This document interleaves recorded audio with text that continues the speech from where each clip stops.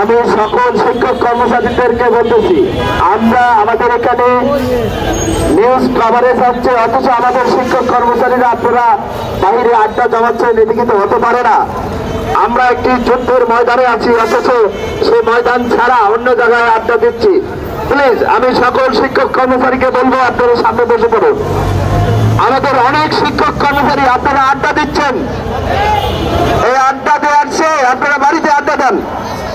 যদি মনে করেন আমাদের দাবি আদায়ের জন্য আসছি, তাহলে সামনে বসে পড়ুন।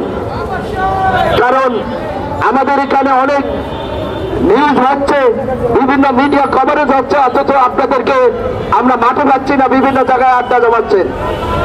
আমি সকল শিক্ষক কর্মচারীকে জানাচ্ছি, আপনারা মাঠে বসে পড়ুন।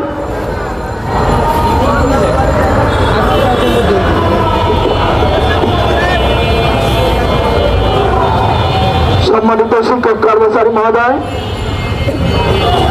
আজ আমরা 23তম আন্দোলনের 28তম দিন আপনাদেরকে সঙ্গে নিয়ে আমরা এই প্রেস ক্লাব চত্বরে পাড়ি দিচ্ছি।